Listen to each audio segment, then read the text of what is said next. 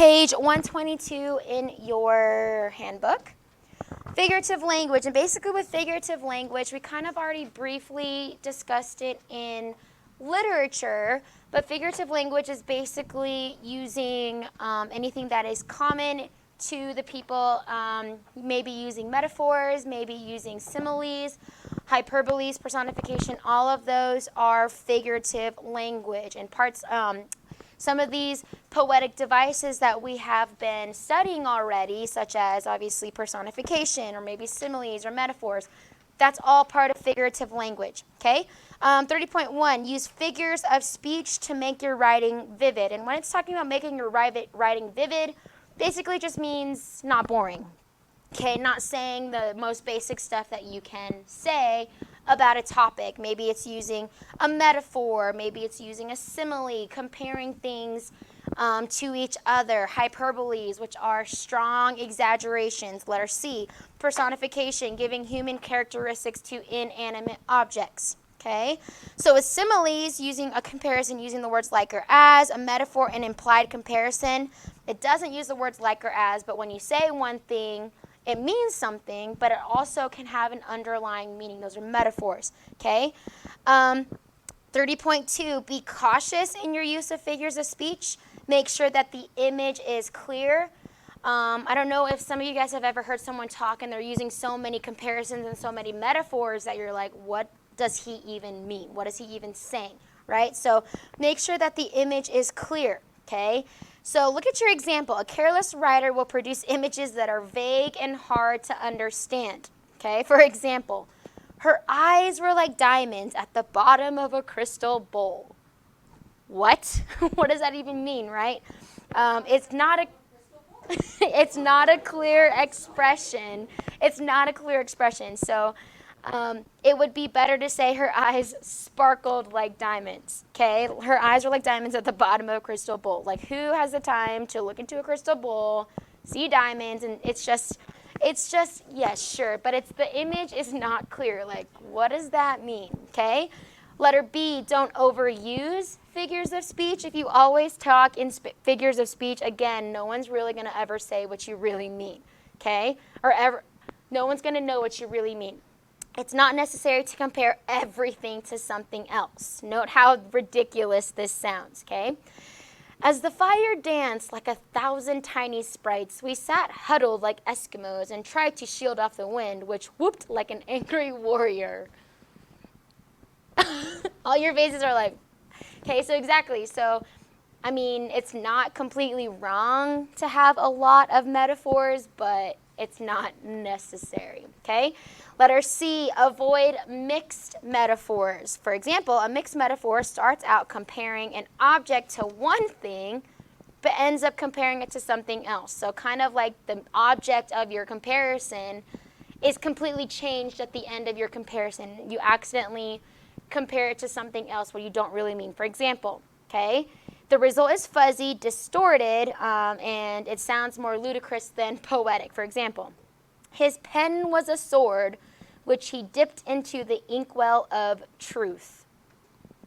Okay, swords aren't dipped into inkwells. Okay, you don't write with swords. All right, obviously, if you really break this down, you can say, okay, he's comparing to a pen to maybe writing, and maybe writing can be powerful or something like that. But it's kind of fuzzy, all right? That's the comparison part where you're not really clear. Another example of a mixed metaphor comes from Shakespeare's Hamlet, which is one of his plays.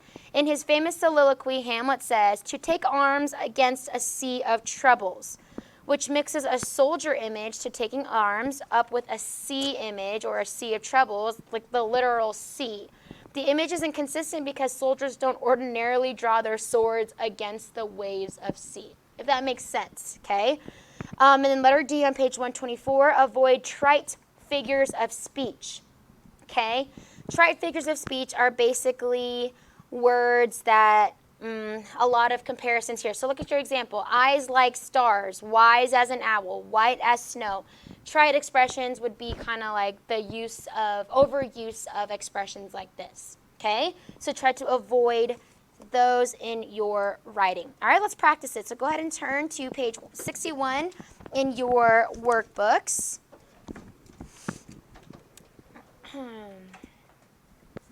61, exercise 117.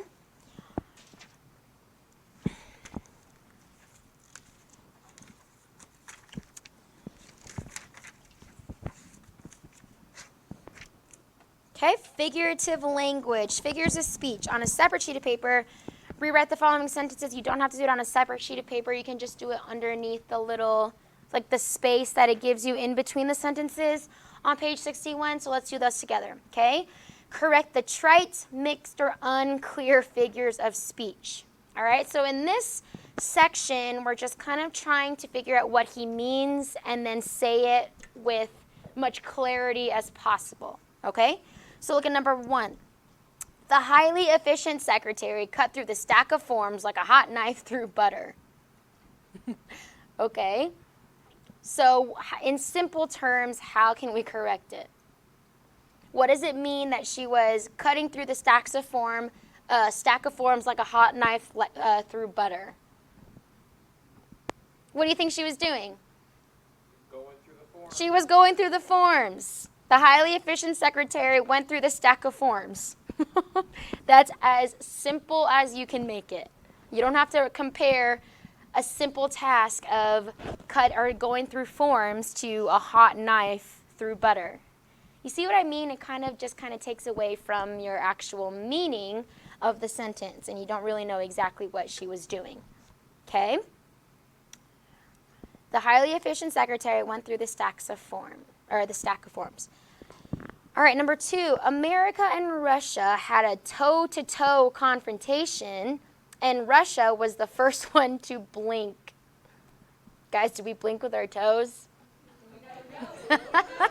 I don't think so. So what can we change toe-to-toe to, class? Eye to eye. Good. America and Russia had an eye-to-eye confrontation, and Russia was the first one to blink. Imagine not blinking with your eyes. But your nose runs and your feet smell.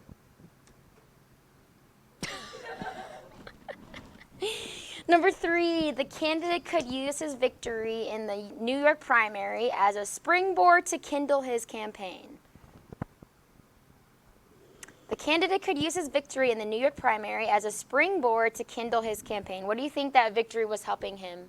Launch his campaign. Okay, launch his campaign, fuel his campaign, something along the lines of boosting his campaign, something like that. Okay? The candidate could use his victory in the New York primary as fuel to kindle his campaign, as a way to boost his campaign, something like that. Okay? You don't need to use the word springboard.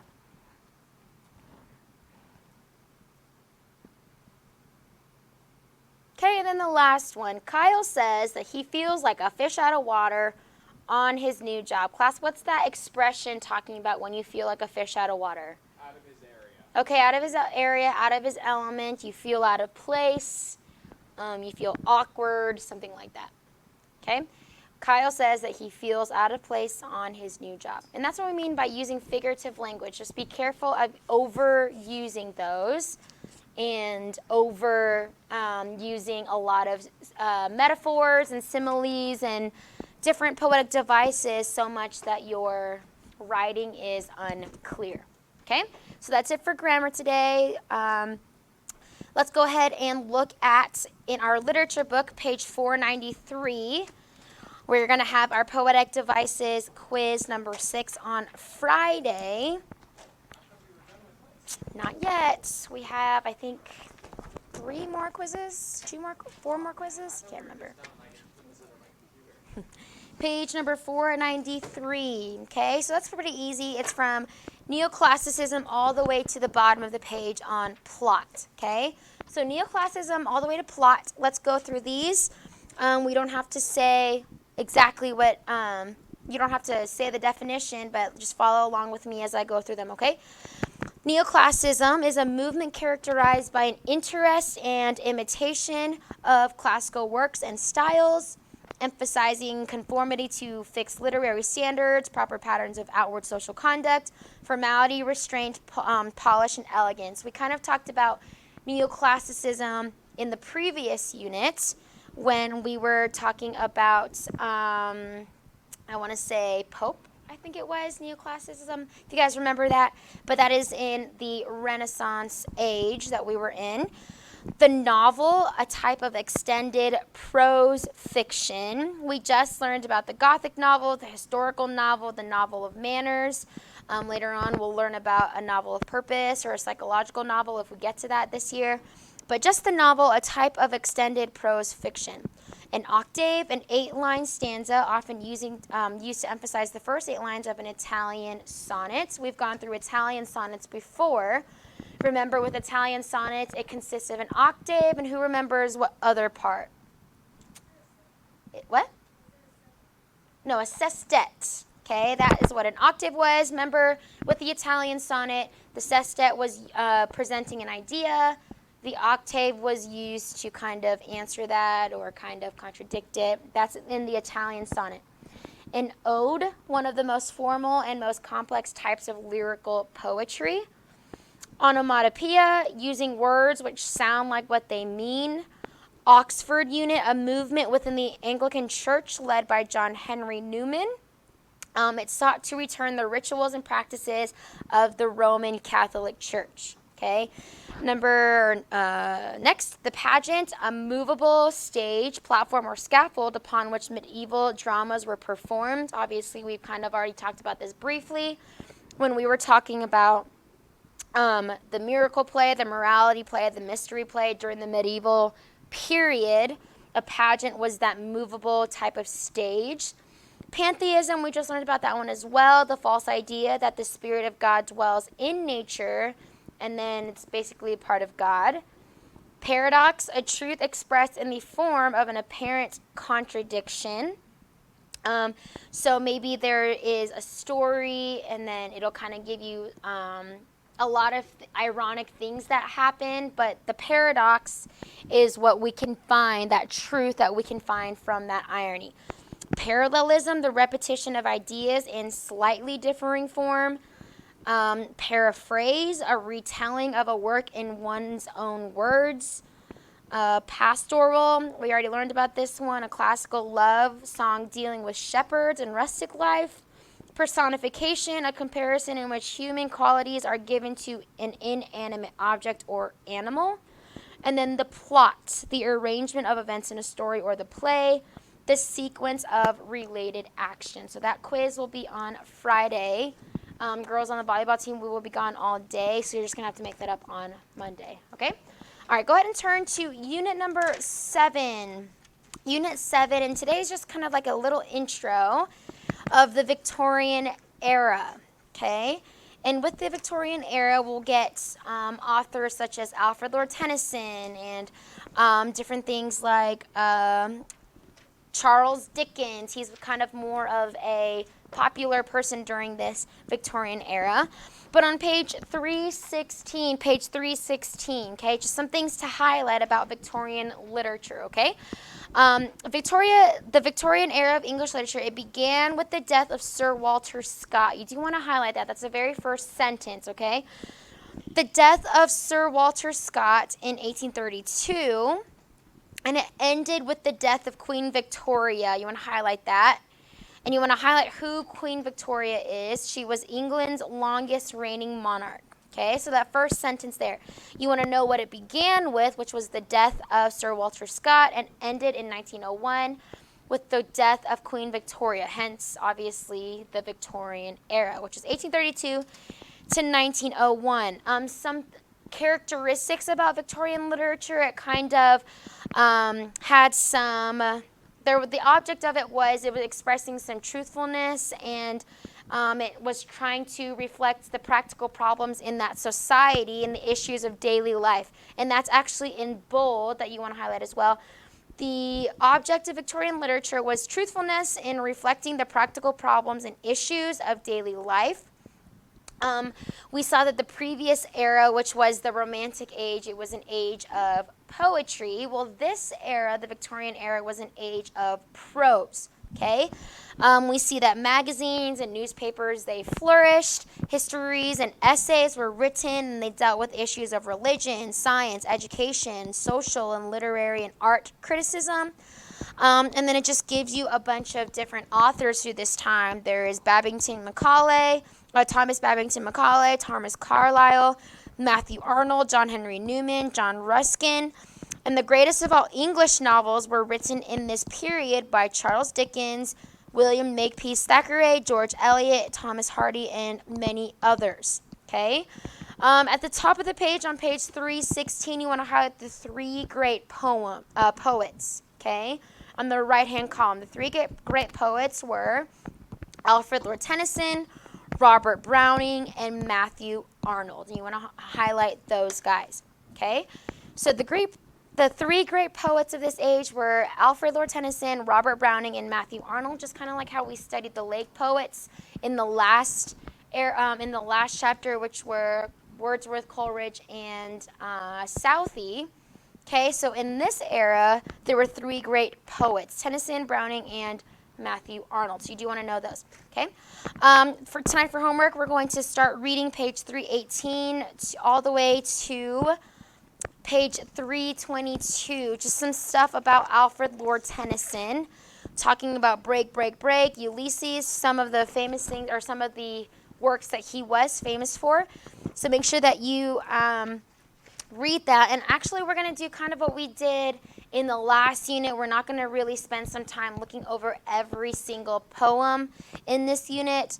I'll probably look at some of the things that I do want you to highlight, and we can discuss them briefly in class, but not every single poem in this chapter will be discussed. Okay?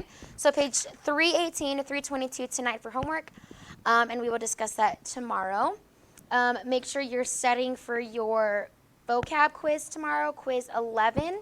If you haven't already, turn in your roots, your prefixes, and your suffixes twice.